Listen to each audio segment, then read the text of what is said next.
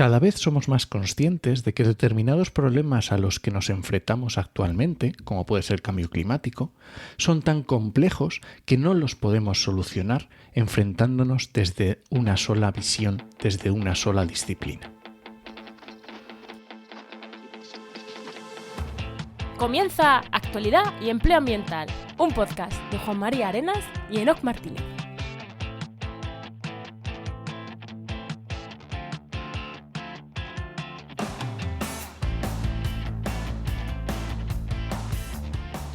Buenas, soy Juan María Arenas. Y aquí Enoc Martínez. Y este podcast cuenta con el patrocinio de GeoInnova. Profesionales expertos en territorio, medio ambiente y sistemas de información geográfica que puedes encontrar en www.geoinnova.org. Hoy, en el programa 154 del martes 20 de septiembre de 2022, hablamos sobre la gran historia. Pero ¿no me das más pistas? No. Bueno, ¿Que ahora vale. Pues háblame del patrocinador, venga. Venga, hoy vamos a hablar aquí del patrocinador porque es una cosa importante, sobre todo si tenéis empresas, que no queremos que se nos pase y, oye, queremos decirlo cuanto antes. Todos los cursos de GeoInnova, Enoc, bueno, todos no, parte de los cursos de GeoInnova pueden ser financiados a través de Fundae. ¿Sabes lo que es Fundae?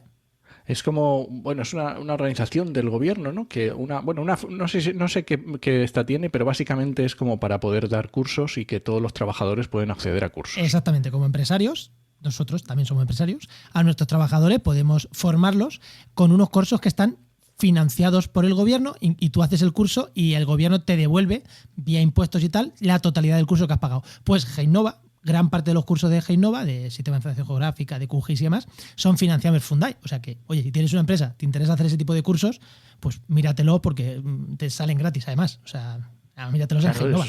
Es como una bolsa que tienen los trabajadores, efectivamente, que pueden utilizar a formación y que si no la pierden. O sea, que es que, yo qué sé, es gratis. Si no la pierdes, pues ya, ¿qué más quieres? A GeoInnova, mira los cursos y si no, escribir en el contacto, oye, ¿qué cursos son Fundae? Y Violeta, que está ahí detrás del correo, os responderá y dirá, este y este. Muy bien, perfecto. Venga, pues ahora vamos ya con la invitada de Enoc. Venga, preséntanos.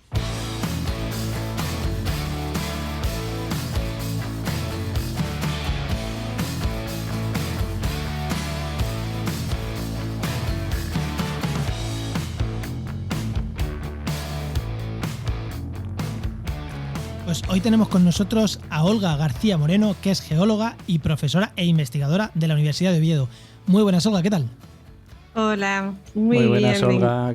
Encantada de saludaros.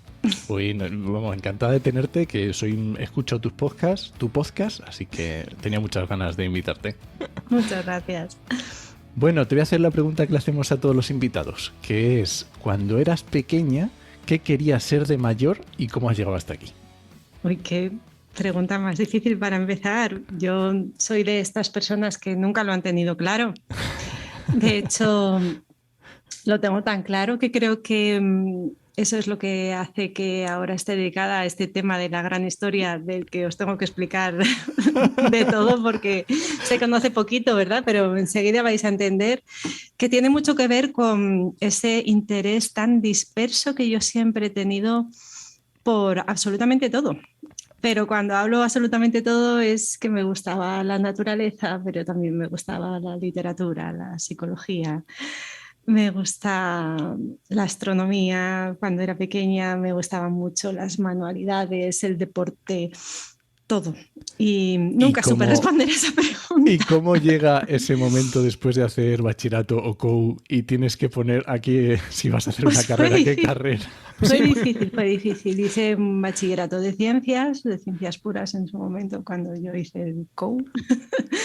Y estaba ahí enfocada, era muy buena estudiante, entonces bueno, tenía esa presión que creo que los estudiantes siguen teniendo ahora, como si tienes muy buenas notas, tienes que meterte a estudiar una carrera que sea donde puedas lucirte, ¿no? Como buena estudiante. Entonces casi iba ahí hacia alguna ingeniería, cuando realmente no me veía yo como ingeniera.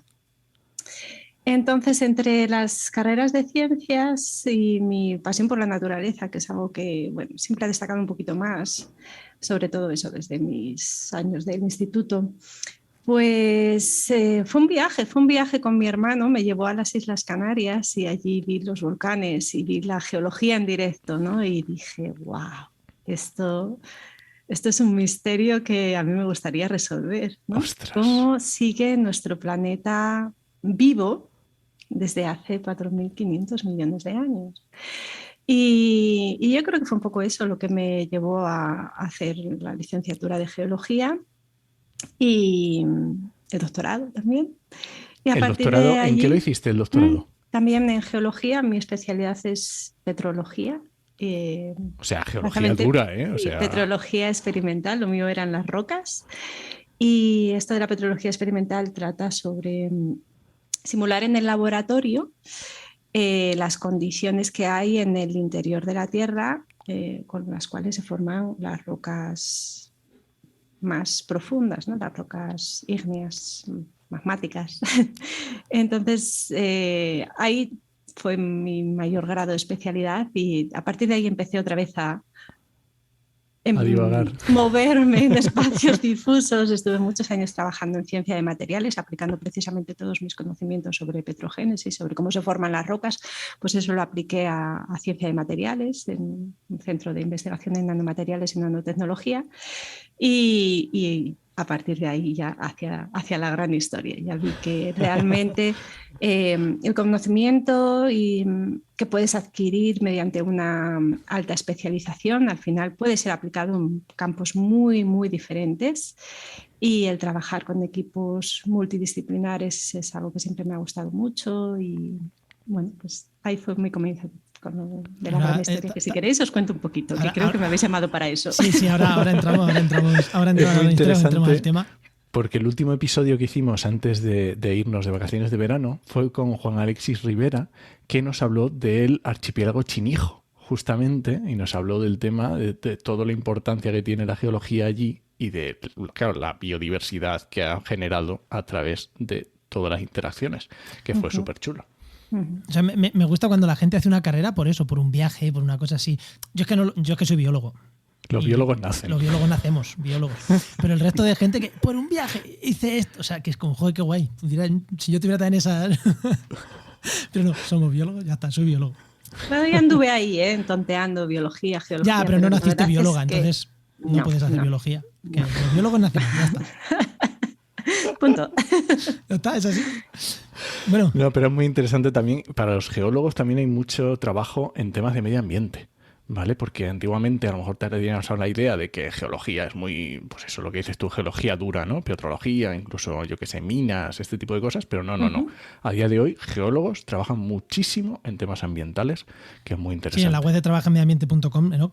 Pone muchas ofertas. Siempre salen ofertas para geólogos. Sí. Tenemos muchos conocimientos que son aplicables a problemas ambientales y muy hay necesarios. un gran campo ahí. Sí. Nada, muy bien. Vamos con el tema, ¿no? Venga, vamos allá.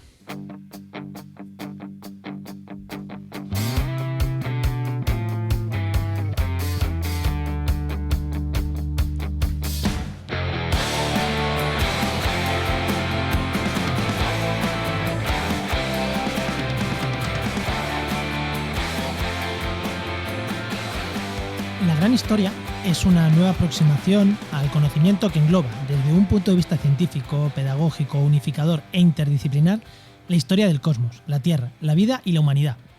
Esta es una descripción que, si no me he equivocado, me la ha pegado Enoch de algún sitio, de tu página web, de algún sitio ahí. Y digo, ya está claro, ya hemos hecho el programa. Pero no me he mirado con una cara de, tío, te has enterado lo mismo que yo. O sea, como no traigamos aquí a Olga que nos cuente qué es esto. Y fue cuando dijimos, venga, me he puesto esto, ¿no? Y le dije, invítala, claro, que venga a contarnos qué es eso de la gran historia. ¿Qué es eso de la gran historia? Pues es algo que todavía estamos intentando describir, ¿vale? Lo que has leído ahí es la definición oficial de la Asociación Internacional de Big History o Gran Historia en inglés. Y bueno, hay unos señores muy sesudos, hace unos 11 o 12 años, se pusieron de acuerdo en definirla como lo acabas de hacer, ¿no? Es una nueva aproximación al conocimiento. ¿Qué quiere decir esto? Esto quiere decir que no es una disciplina, no es una nueva disciplina, como por ejemplo puede ser la astrobiología. La astrobiología también es una aproximación al conocimiento, que tiene ese enfoque también multidisciplinar, incluso interdisciplinar, que se nutre del conocimiento de otras disciplinas para un problema concreto, que es el estudio del origen, la evolución de la vida en nuestro planeta y la posibilidad de existencia de vida en otros lugares del universo. Eso es. Esa es una disciplina como tal, aunque tenga esas otras características que también tiene la gran historia. La gran historia no puede clasificarse como una disciplina en sí, por eso utilizamos este término de aproximación al conocimiento, porque como vamos a ver si vamos desgranando un poco el tema, no tiene un campo de investigación específico como puede ser el de la astrobiología, ¿no? Que sería eso que se acabo de comentar, o la arqueología. La arqueología también se nutre de muchísimas disciplinas, ¿no? Pero tiene un campo de investigación y de un corpus de conocimiento concreto, ¿no? La gran historia lo que intenta es abarcarlo absolutamente todo y eso en sí no puede constituir una disciplina. La gran historia lo que intenta es construir un mapa de conocimiento de todo lo que conocemos acerca de nuestro pasado. Y ese mapa, como cualquier mapa, no puede ser escala 1:1. Eso sería algo completamente inútil, ¿verdad? Entonces, si queremos hacer... Claro. Si queremos hacer esa reconstrucción de todo lo que conocemos acerca de nuestro pasado, no solo como seres humanos ni como seres vivos, sino como algo que existe en el universo, y tenemos que coger esos 13.800 millones de años de historia, que es todo lo que ha ocurrido desde que conocemos que empezaron a ocurrir cosas, ¿no? Desde ese Big Bang, pues tenemos que hacer una selección de qué es lo que cogemos de esa historia para hacer esta narrativa, este mapa que nos sitúe a los seres humanos dentro de la perspectiva más amplia posible, que es la historia de nuestro universo. Me gusta porque en ciencia parece que cada vez vamos a estudiar cada vez algo más concreto, más concreto, más concreto, más concreto. Y esto es como decir, ¡puf!, saco el foco arriba. O sea, lo que voy a decir, sé que lo dijo alguien importante y de otra persona importante, pero no voy a decir porque no me acuerdo de quién. Pero escuché una frase que me gustó, en plan, ya no puede haber grandes genios como ha habido en la historia de la humanidad, Newton y de ahí para atrás, porque ya sabemos tanto que una persona no puede controlar de todo. Y antes había grandes genios en la cultura griega o en la ilustración, grandes genios que igual sabían de literatura, que igual sabían de ciencia, que igual sabían de biología, que igual sabían de química. Pero claro, controlaban de todo. Ahora eso ya no puede ser. Claro, pero con este enfoque es volver casi a buscar esos grandes genios que saben de todo, no genios, sino en este caso equipos, ¿no? Sería un poquito ese enfoque, ¿no? Decir...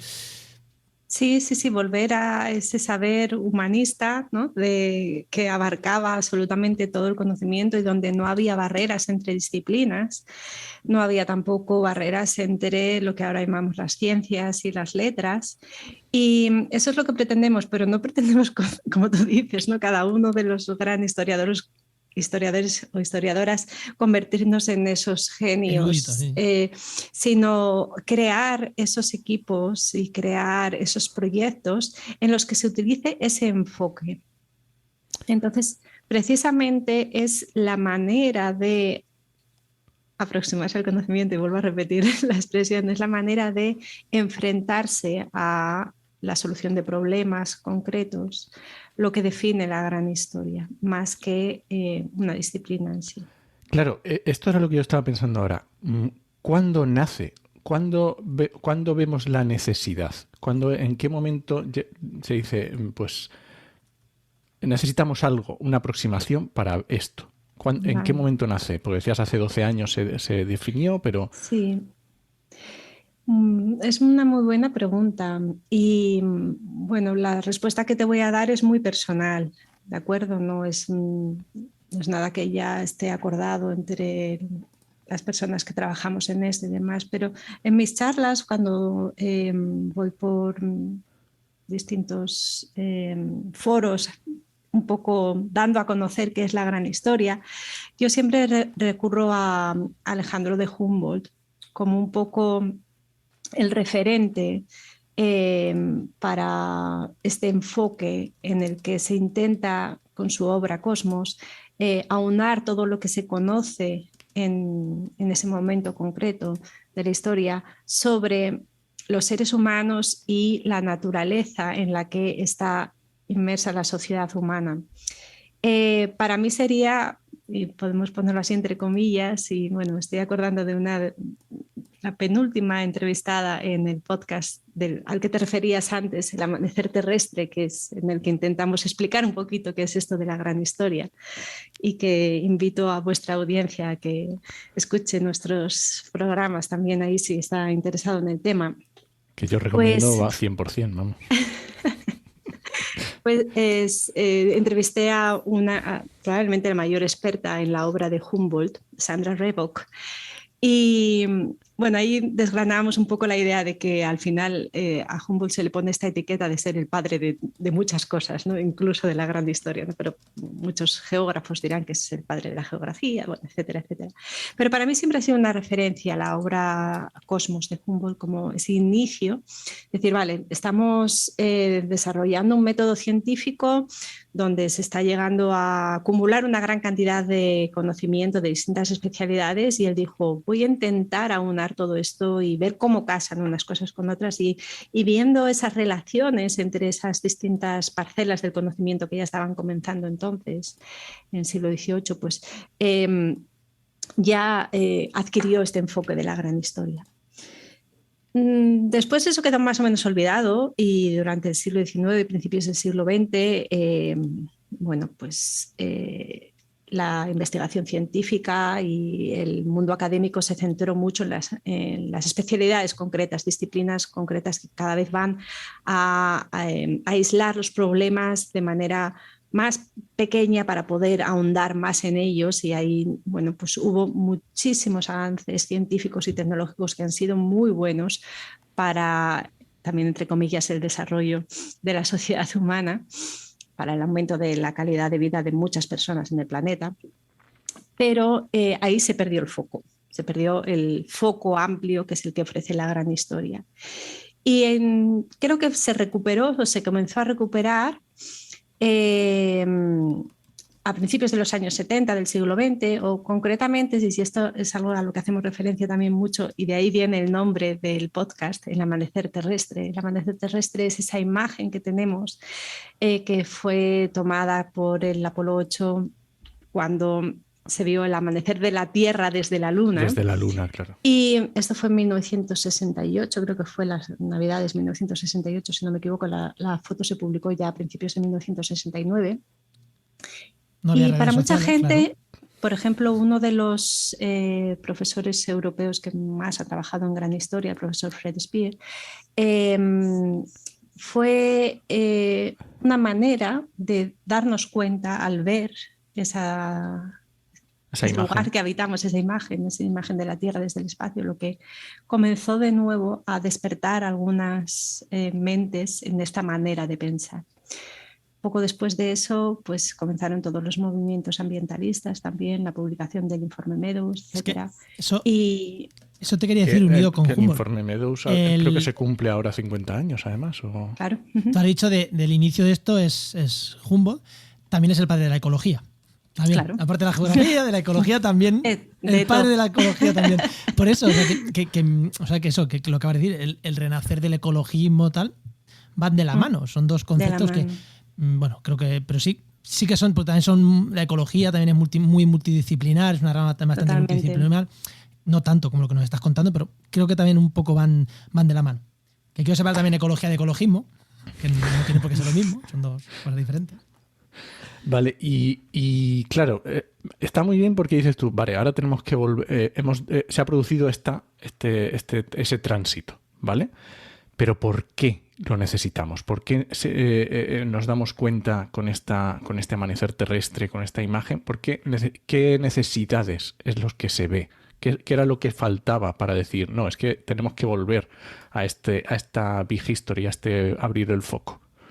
Bueno, esa pregunta, de nuevo, muy aguda, muy interesante. Claro.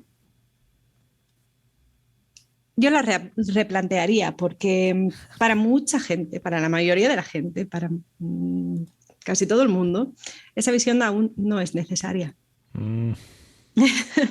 Entonces somos algunas, las que estamos siendo conscientes de que esta manera de pensar, que al final es un planteamiento vital, si te pones a pensarlo bien, es necesaria, ya que hay muchísimos problemas ambientales, ¿no? Ecológicos, hay muchos problemas sociales, económicos, que no tienen solución con esa mirada estrecha y parcelaria que nos dan las especialidades. Es imposible enfrentarse, por ejemplo, al cambio climático si no tenemos esta visión.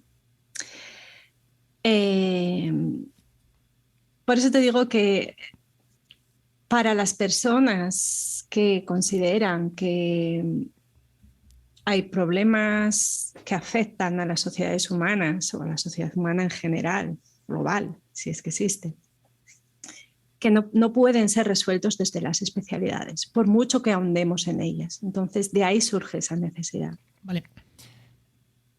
Bien, creo que nos ha quedado claro. Vale, ahora, un paso más allá, porque tú no eres filósofa, no eres porque dices, esto lo hizo un filósofo aquí, qué tal, qué cual. No. ¿Quién te ha dicho a ti que no? Bueno, sí, pero... Alba, también pensé hacer filosofía, ¿eh? Te cuadraba más. No lo quería decir antes porque, claro, por no adelantarlo, o sea, tenías que saber lo que es la gran historia para, cuando he dicho geólogo, te iba a decir, te pegaba más filosofía. Pero me lo estás diciendo desde una aproximación de geóloga. Tu tesis es un tema de geología y sigues investigando cosas de geología. Claro, no es que seas una geóloga que te has ido completamente a otro mundo, no. Sigues siendo geóloga, sigues investigando cosas de geología, aunque le metas otra visión, que tengo el corazón partido ahí. Sí, pero claro, ¿cómo se enfoca esto o cómo desde las ciencias aportamos esa visión? Porque es verdad que los científicos somos, vale, sí, pero vamos a hacer números, vamos a aportar más allá de una, entre comillas, línea filosófica que sí, una línea filosófica ya, pero eso aterrízalo en cosas, los geólogos, los científicos somos de aterrizarlo en cosas. Y claro, ¿cómo estudias? ¿Cómo se hacen estudios en la gran historia que no se queden más allá de mero papel, sino que digamos, no, estudiamos estas cosas, hacemos ciencia? Uh-huh. Bien, no soy el mejor ejemplo, ¿vale? Yo nada más tengo 2 trabajitos como geóloga sobre gran historia, porque la verdad que en gran historia me he dedicado más a temas de divulgación. Tengo colaboraciones también con profesores de institutos de enseñanza secundarias y bachillerato y demás. La parte pedagógica de esta iniciativa es también muy, muy potente, si queréis luego hablamos de ello. Sí. Pero tengo una respuesta para ti. Y el año pasado en el Congreso Geológico de España, que se celebra cada 4 años y fue el año pasado en Vitoria, creo que se tenía que haber celebrado en 2020, se celebró en 2021 por el tema de la pandemia y demás, me invitaron a dar una conferencia sobre el papel de la geología en la gran historia. Entonces, bueno, si alguien está interesado, pueden buscar por ahí por YouTube, yo creo que está la charla. Y ahí mostraba varios ejemplos de investigaciones en geología sacadas de revistas de mucho prestigio, de alto impacto, Science, Nature, etcétera, donde ya se está haciendo gran historia sin que se llame Big History concretamente. Por ejemplo, cualquier trabajo, déjame que tengo que tirar de la memoria ahora para elegir alguno bueno, pero hay un trabajo publicado, si queréis luego os doy las referencias, si ponéis notas. Sí, claro, sí. Creo que es en la revista Science, sobre el inicio de la primera dinastía china, la dinastía Xia, que estaba basada en una leyenda de una gran inundación que hubo en un río. Entonces hubo un héroe que salvó a la población y a partir de ahí viene toda la historia de esa dinastía.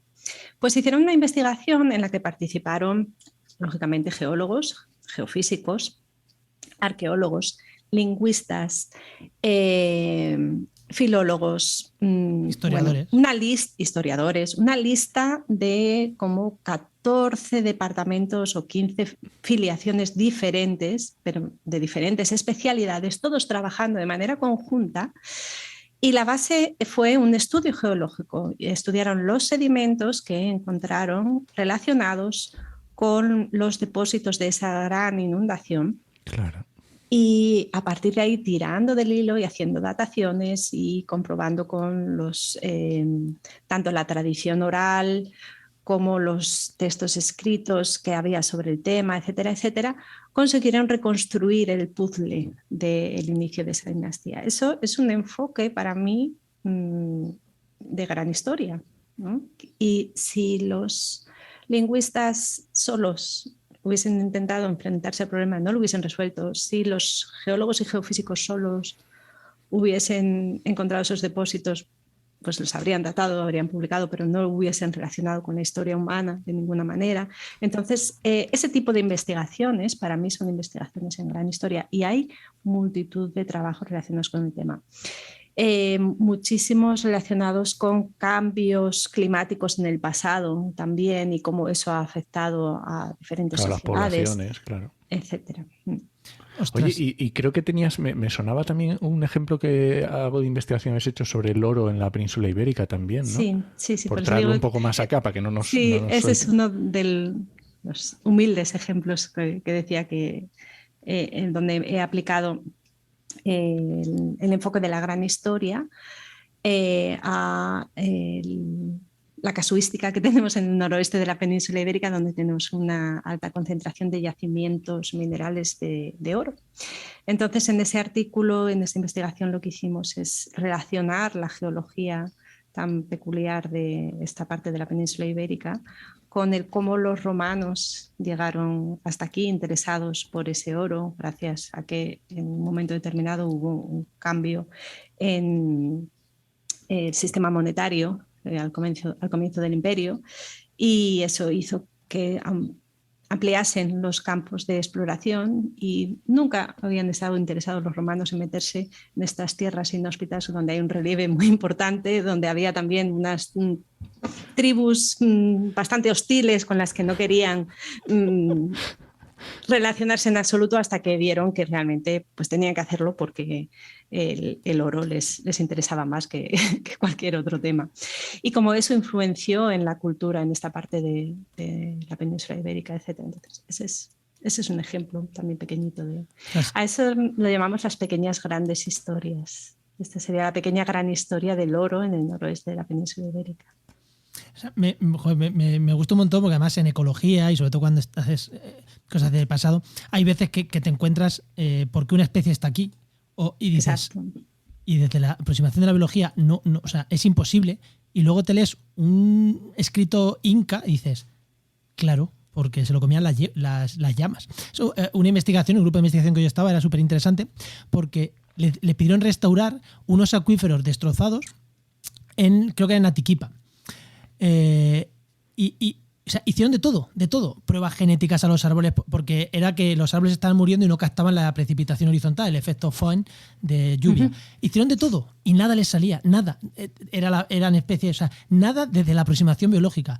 Claro.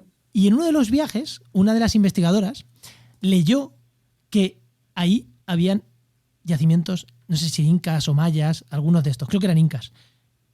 Claro, al leer un historiador decir que hace 500 años ahí había incas y decir, ostras, y estas especies viven 500 años, el problema es que los plantaron los incas. Por eso no se regenera el bosque, porque no hay incas volviendo a plantar esos árboles.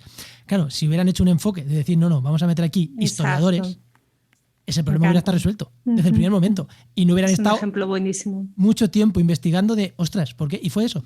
Y fue una lectura de avión de lo que es, pero claro, una lectura de un tema que no era de biología, lo que dio la pista para resolver el problema. Problema resuelto. Ya ahora se sabe cómo plantar esos árboles allí, que tienen que pasar por el estómago de una llama. Ya está. O algo así era la solución. Y joder, era un ejemplo de gran historia sin saber, bueno, y no se hacía gran historia, pero es un ejemplo claro de investigación en gran historia. Claro. Que lo sufrí en primera persona en mi grupo de investigación, vamos. Pero bueno, el término gran historia comenzó, bueno, la Asociación Internacional de Big History se fundó, como os decía, hace 11 años, creo que, o 12 años, en 2010, 12 años. Y anteriormente sí que había cursos de Big History en la Universidad de Ámsterdam y en la Universidad de Macquarie en Sydney, en Australia. Pero eso no significa que comenzara ahí la gran historia. Hay multitud de trabajos con el enfoque de la gran historia que no son denominados así. Simplemente nosotros ahora recopilamos eso y lo enfocamos de esta manera.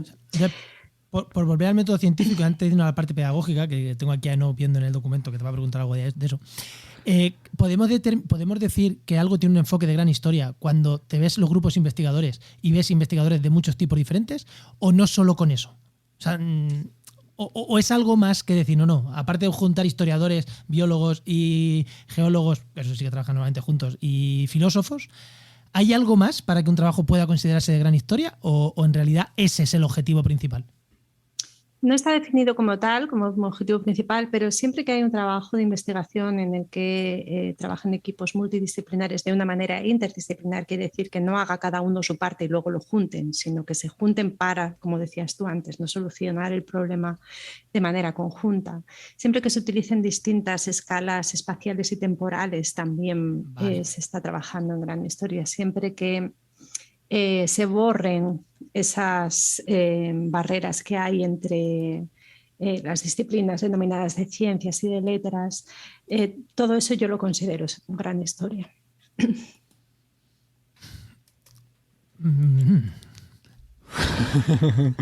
Y claro, también otra cosa que te leía, no sé si en la página web o algo así, que era ubicar los desafíos del siglo XXI. Que lo que decías tú, que hay cosas hay problemas que nos estamos enfrentando que no es posible. Has citado el cambio climático.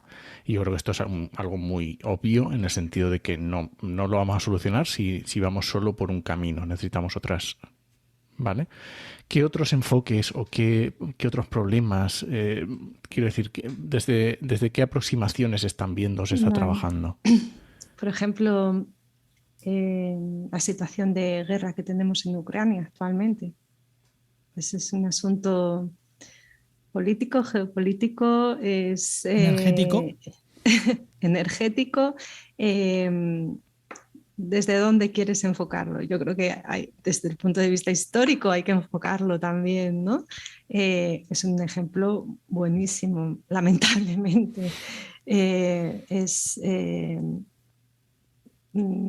un tema candente y de actualidad, es un problema muy importante que nos afecta absolutamente a todos y a todas las habitantes de este planeta y que no puede ser enfocado solo desde el punto de vista de la energía o de la geopolítica, es mucho más amplio.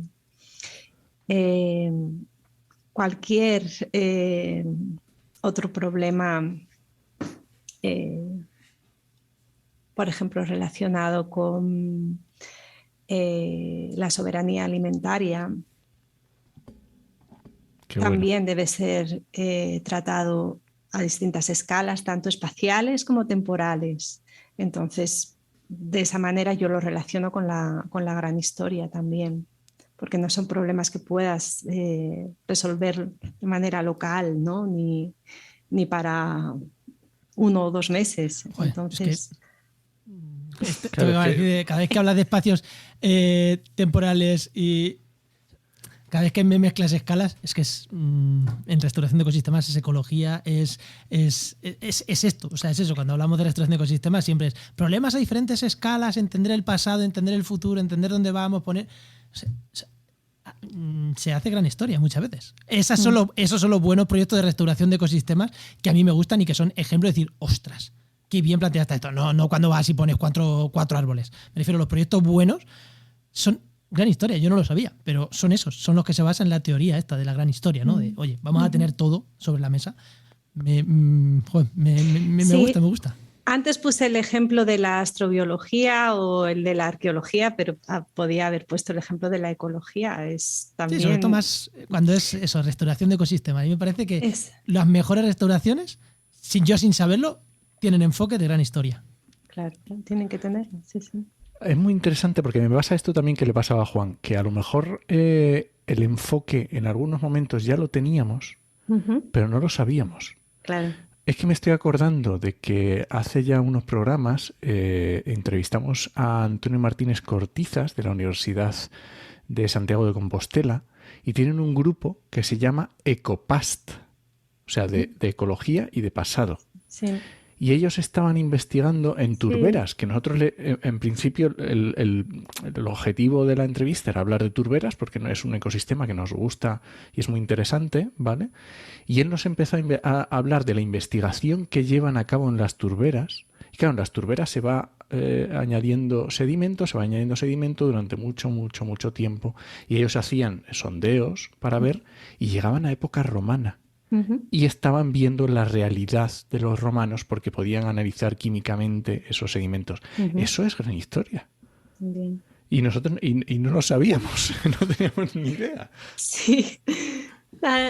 Comentabas que habías escuchado alguno de los programas del podcast. No sé si llegaste al final, Sí, que claro. siempre repito una frase, que es: ahora que has visto el amanecer terrestre, por favor, no te vuelvas a dormir.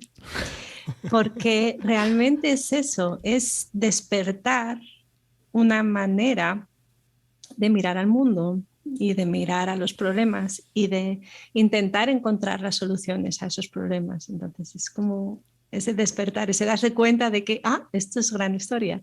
Y ahora que lo habéis entendido, vosotros vais a empezar a ver gran historia por todas partes. Sí, yo creo que es lo que le pasa a todo el mundo. Claro, entendido lo teníamos y además lo teníamos asumido, nos has visto, tenemos asumido ese enfoque en la investigación que nos encanta tanto nos como a mí, interdisciplinar. Por aquí ha pasado gente muy dispar para entrevistar, para hablar de temas ambientales desde la psicología, desde gente de la política, de sitios muy dispares, o sea que nosotros ese enfoque, y en este programa especialmente lo tenemos, lo que no sabemos era cómo lo llamabais los científicos a eso. ¿Vale? Y cuando reunís científicos, me da igual, meto en el saco a todos, sean de letras, sean de ciencias, sean de lo que sea, sociólogos, historiadores, los meto todos en el mismo saco. ¿Qué peso tienen los científicos de carrera científica, geólogos, biólogos, ecólogos, ambientólogos, frente a historiadores, filósofos? Digo, en el grupo este que tenéis de los congresos que hagáis. Y segunda pregunta, ¿y los ingenieros qué? Primero a la primera y después a la segunda. Vale. Pues a la primera te voy a contestar con otra pregunta. Venga. Y es ¿dónde? Porque el peso de distintas disciplinas dentro de la gran historia es muy diferente en Estados Unidos, Canadá y Australia. Anda. Y en el resto del mundo. Es curioso. Vale, pues diferencias. En Estados Unidos, sobre todo, y bueno, la mayor parte de los participantes en la Asociación Internacional de Biohistory vienen de este país, son los historiadores. Tienen un enfoque más desde la historia, como ampliando la historia a la gran historia. Y sin embargo, en Europa, en la red europea de Biohistory, y en otros países fuera de América, Estados Unidos, de Estados Unidos, Canadá y Australia, son más científicos de otras especialidades. Hay ya más geólogos, tenemos también arquitectas, hay bastantes geólogos, matemáticos, lingüistas. Quizá Europa realmente es más Biohistory, porque si la Biohistory solo la hacen historiadores, estamos donde estábamos. Creo yo, si solo hay historiadores, estamos donde estábamos. O sea que creo que me gusta más el enfoque europeo, que parece más interdisciplinar, ¿no? Por lo que entiendo. A mí también. Se me ve el plumero, quizá. Claro, es que si el enfoque es hacer cosas interdisciplinares y solo tenemos historiadores, pues sí. Y respecto a la segunda pregunta, pues pocos ingenieros e ingenieras. Muy pocos. Es que esos son más cuadriculados. Son de, sí, vamos a resolver este problema y déjate de tonterías y de pensar. Aquí en la Universidad de Oviedo hubo algún interés, pero participantes no tenemos. Bueno, ya está. Oye, ya está, es lo que digo. Uno igual es por dedicarse. O sea, son más, nuevamente un ingeniero es más cuadriculado, más. Sí, ¿esto para qué sirve? A ver, esto es la gran historia. ¿Para qué de sirve solucionar esto? problemas. Claro. Está, perfecto. Igual tiene un enfoque demasiado filosófico, como decíais antes. Y bueno, sí que trabajamos con filósofos en la red europea, sí que hay bastantes filósofos Era implicados. Sí. Vale. Y mucha influencia tengo por ahí. Me gusta mucho la filosofía. Me gusta. Y claro, era esto que nos decías justo de tu frase de ahora que has conocido esto, no te vuelvas a dormir, pero esto hay que enseñarlo. Uh-huh. ¿Cómo se hace la pedagogía de esto? ¿Cómo se enseña? ¿Cómo se da a conocer este enfoque? Vamos a decirlo. Pues, de nuevo, hay muchas opciones. Y lo que no hacemos es construir una cronología, ¿no? Es decir, bueno, pues esto empezó en el Big Bang y hemos llegado al momento actual y hemos pasado por aquí, por aquí, por aquí. Eso no tendría ningún sentido. Hay muchas maneras de enfocar la docencia.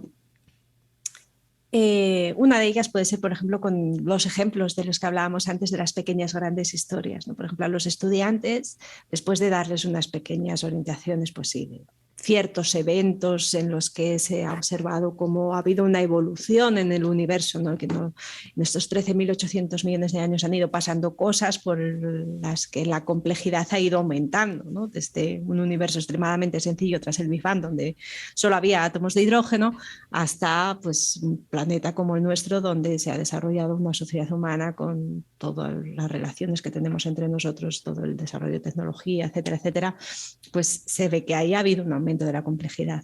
Uh-huh. Se pueden ir marcando ciertos hitos, ciertos momentos en esa cronología para los estudiantes y que luego ellos escojan un tema de su interés. Puede ser, pues, me ocurre, el ejemplo típico que rueda por ahí es las zapatillas Nike, ¿no? Pues un estudiante, además en esas épocas, ¿no? En secundaria y bachillerato están tan interesados por la ropa y demás, pues la pequeña gran historia de las zapatillas Nike. Entonces, toman la historia no desde el momento en el que se crearon las primeras zapatillas, por ejemplo, sino que van más atrás en el tiempo. Lo que les pedimos es que utilicen ese mismo enfoque, que utilicen distintas escalas espaciales o temporales, o las dos cosas, y que de esos hitos que vamos contando, que explican ese aumento de la evolución, ese aumento de la complejidad en el universo, pues que cojan alguno de esos momentos, ¿no? Esa sería una manera, un enfoque a través de las pequeñas grandes historias. Yo creo que es muy interesante, además se ven muy, muy motivados. Hay un proyecto muy concreto que se titula el Big History Project. Se cogieron el nombre, entonces lo acapararon todo. Es un proyecto que en su momento fue financiado por la Fundación Bill Gates, porque este hombre estaba muy interesado en que esta manera de aproximarse al conocimiento pues, pudiese ser utilizada en todos los institutos de todo el mundo. Creó este curso online gratuito que se llama el Big History Project, en el que sí que adoptan un poco más ese orden cronológico y ahí utilizan, y esto lo discutimos en el último episodio del podcast, el término umbrales, para definir esos momentos, esos hitos en los que se va explicando ese aumento de la complejidad. Pero bueno, eso es algo bastante aleatorio, ¿no? ¿Qué es lo que eliges? ¿No? ¿Qué es más importante? 1800 millones, claro, hay que elegir qué es más importante. Todavía no hay un consenso de toda la comunidad de gran historiadores sobre cuáles son esos eventos más importantes y más, pero ellos ya utilizan los suyos y en muchísimos institutos, incluso aquí en Europa también, en Ámsterdam, no solo en Ámsterdam, en Países Bajos, en varios institutos utilizan este Big History Project para enseñar gran historia. Aquí en Asturias, por ejemplo, pues en el instituto que tengo aquí enfrente de la facultad, al que va uno de mis hijos, se desarrolla el proyecto como una asignatura de proyecto de investigación en bachillerato y utilizan la aproximación con las pequeñas grandes historias. Entonces les dan así una pequeña visión general de la gran historia y luego les hacen trabajar a ellos como proyecto de investigación. Sin embargo, en otro instituto, también aquí en Asturias, lo que hacen es distintos departamentos del instituto se ponen de acuerdo para trabajar un tema común y lo trabajan desde las matemáticas, desde la geografía, desde la biología, desde francés, desde educación física, ¿no? Se ponen de acuerdo profesores que están interesados en el tema y lo hacen de manera diferente, ¿no? Aquí eligen un tema exclusivo. Ostras, eso que estás comentando, al final los que tenemos hijos nos llevamos todos a nuestra parcela, ¿no? Mi niño de 5 años en su cole, en un cole público de aquí de Úbeda, trabajan por proyectos y están 3 meses todo con hormigas, 3 meses todo con dinosaurios. Al final es todas las aproximaciones a los dinosaurios desde diferentes campos, o a las hormigas, o al huerto. Sí. Claro, al final es lo mismo. Es una manera de trabajar por proyectos. Es eso. Sí, pero aquí sí que les ofrecen un corpus de gran historia con un poco más de... Claro, no es lo mismo 3 años de forma. 4 años que un instituto, vamos. Claro, porque sí, pero esa es la idea. Sí. Cuando Enoch te preguntaba de pedagogía, aquí hay como 2 cosas, ¿no? Uno, contar la gran historia de la Tierra, por así decirlo, con un enfoque multidisciplinar. Eso sería una cosa. Y otra diferente es que la gente entienda que la gran historia es hacer un enfoque interdisciplinar para entender la historia, ¿no?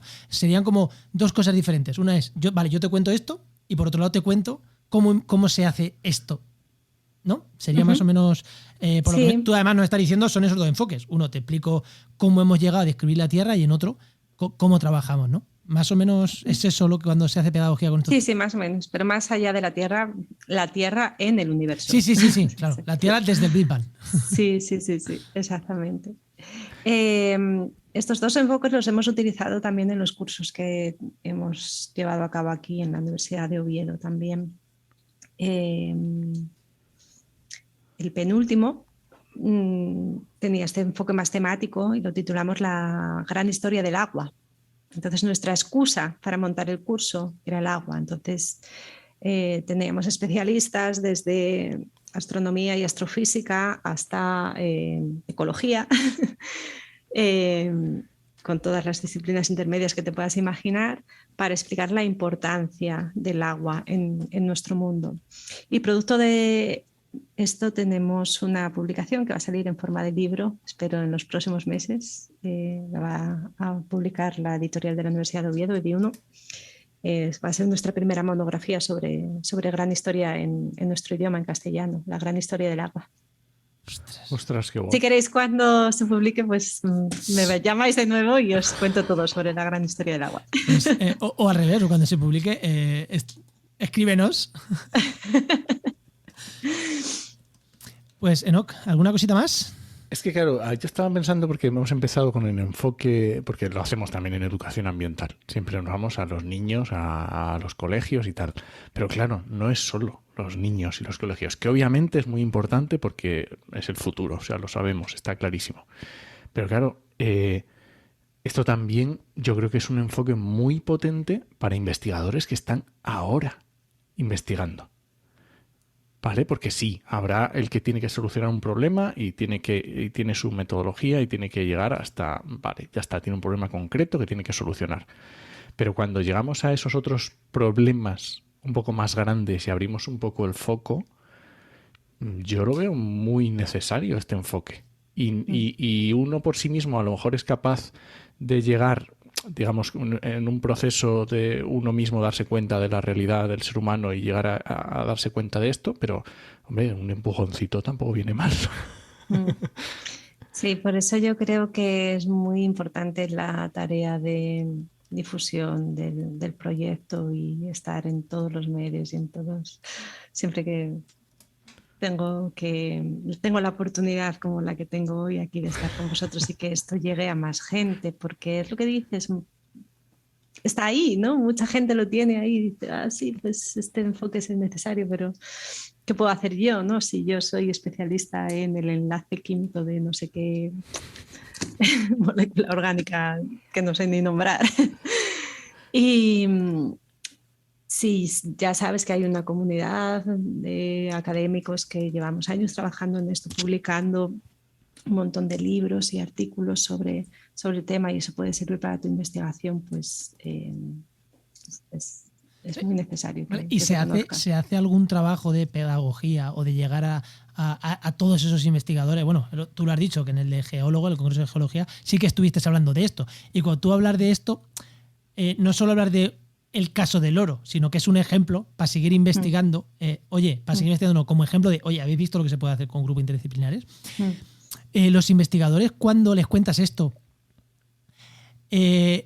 abren los ojos y dicen, ostras, sí, o dicen que se ha fumado esta, venga que se calle. Bueno, hay de todo, hay de todo. Sí, pero el aha, ¿no? El aha moment que dicen los americanos, sí, ¿no? Ese sí que me ha pasado muchas veces. Pero tenemos una importante barrera a la hora de implementar todo esto, que es las convocatorias de proyectos, ¿no? O sea, no solamente... Qué raro que no tocáramos el tema. ¿Sí? Qué raro que venga un investigador aquí y no se queje un poco del sistema de investigación. Pues voy a poner... Por favor, adelante, Olga. Voy a poner mi granito de arena al saco de las quejas, porque claro, esto... Tú te enfrentas a una convocatoria pública o privada. ¿Y dónde lo metes? Si ya en la primera pantalla te van a decir, ¿esto qué es? ¿Geología? ¿Filosofía?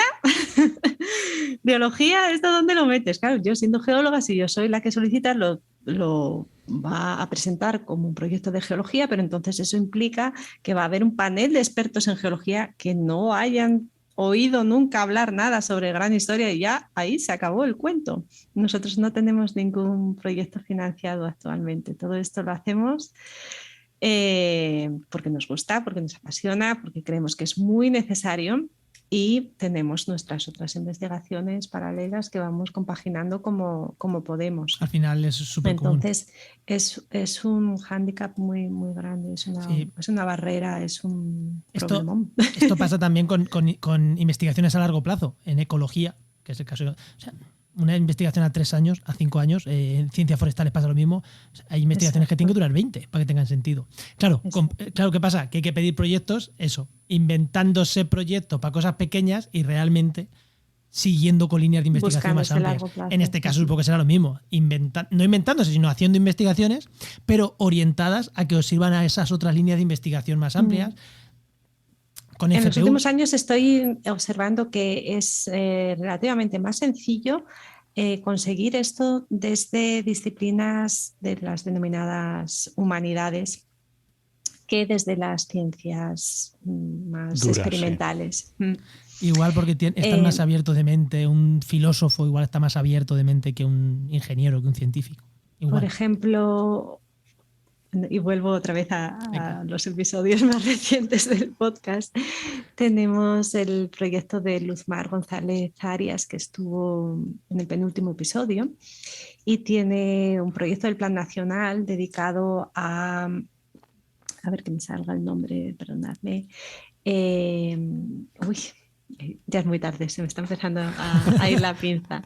Me saldrá. No pasa nada, lo dejamos en las notas. Humanidades sanitarias, o cómo aplicar las humanidades a el mundo de la medicina, la salud y directamente a los hospitales, ¿no? Cómo puede, por ejemplo, la literatura ser buena para la salud también, ¿no? Y tiene un proyecto increíble con un equipazo multidisciplinar trabajando de manera interdisciplinar. Y por eso estuvo en el programa, porque es un proyecto de gran historia preciosísimo. Algo así en una disciplina como la mía, la geología, hubiese sido muy difícil de conseguir. Un detallito, simplemente para los que estén escuchando este podcast cuando sale. Estamos grabando con bastante antelación, así que igual no es el penúltimo, a lo mejor es anterior. Y los que nos escuchan de dentro... he parado. Ahora has parado, vale. Pero los que nos Estoy escuchan grabando dentro de 4, justo después de la pausa. De 4, 5 meses, 6, igual hay más programas, esperemos que sí. Y bueno, que busquen los episodios correspondientes y si no que escuchen muchos, oye, hasta que lo encuentren. Sí, es el episodio 29 y el grupo de investigación se llama HAL, o como se pronuncia, no lo sé. Bueno, Enoch, ¿alguna cosita más o nos vamos ya despidiendo? Pues vamos, me ha encantado. Yo estoy ahora, ¿sabes? El meme de que le explota la cabeza, pues Suele pasar. Yo no, porque yo creo que este enfoque ya lo tenía, sin saber que se llamaba así. Me ha gustado que exista, que tenga nombre, que haya gente trabajando en estos enfoques multidisciplinares, pero yo creo que lo tenía tan integrado en que la restauración, cuando estaba investigando, en que la restauración de ecosistemas tenía que ser multidisciplinar, que es que a mí me encanta, ¿no? Ya te digo, me encanta este enfoque y me gusta que desde muchos sitios se está haciendo este enfoque, así que... Te sientes identificado, Sí. genial. Bueno, Olga, pues muchísimas gracias. Ya sabemos Oye. que ha sido un día duro y largo, pero te agradecemos muchísimo que hayas grabado con nosotros. Ha sido un placer. Enoch, Yo me he pasado. Espera, Enoch, se te ha olvidado el momento spam. El momento spam, tu bueno, podcast, claro. ¿no? Pues sí. O alguna otra cosa que nos quieras recomendar. Y dónde te podemos seguir y esas cosas. A ver, si ya he hablado del podcast, he hablado Bueno, pues del cuéntale libro. de tu Twitter, uy. yo qué sé. Del Twitter, no sé, de LinkedIn. Bueno, buscar el amanecer terrestre en Twitter, en Instagram y bueno, no, tampoco quiero abusar, me siento esto un está poco. perfecto. No, está perfecto. Al final siempre hay momento spam. O sea que eso. Tenemos a los invitados acostumbrados. A los invitados no, a los oyentes acostumbrados a que al final hay un minutito de momento spam. Hombre, es que si les ha encantado esto y luego no saben dónde buscar más, no puede ser, vamos. Bueno, Olga, pues ahora sí que muchísimas gracias por este ratito que nos has regalado.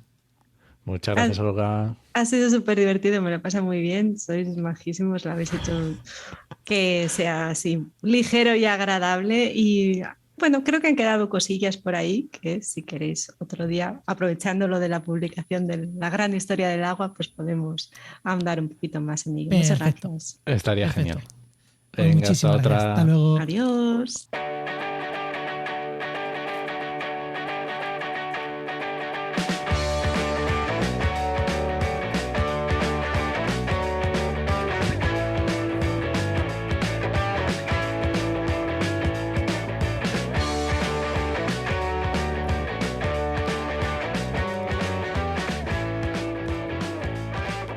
Bueno, no, ¿nos vamos o qué? Siempre, pero déjame antes que te recomiendo un podcast. ¿El de esta muchacha otra vez? Hombre, por supuesto, el amanecer terrestre, yo creo que hay que recomendarlo. Nada, ahí. Y sobre todo, como ha dicho que lo tiene parado, y ya os digo yo que después del programa ha dicho que lo va a tener para un tiempecito, Hombre, normal, claro. animarla a que si os gusta, escribirle, decirle, oye, que el podcast mola mucho. Claro, la seguís en Twitter y recompartir los programas, ya sabéis, estas cosas que nos hacen ilusión a los podcasters. Oye, y si lo hacéis también con el nuestro, tampoco pasa nada, que a nosotros también nos hace ilusión, que nos comentéis, que nos lo compartáis, a ver si lo estoy diciendo todos los días y solo me vais a hacer caso hoy que lo digo para otro podcast. No, con nosotros también, leche. No nos vamos a enfadar. Bueno. Bueno, venga. Este podcast pertenece a la red de podcast Podcastidae, la red de podcast de ciencia, medio ambiente y naturaleza. Y ya he dicho lo que iba a decir, de que muchas gracias por compartir, pero lo he dicho antes, así que eso. Comentarle a esta chica y comentarme a nosotros. Pues nada. Nos escuchamos en el siguiente programa de actualidad y empleo ambiental. Nos escuchamos. Adiós.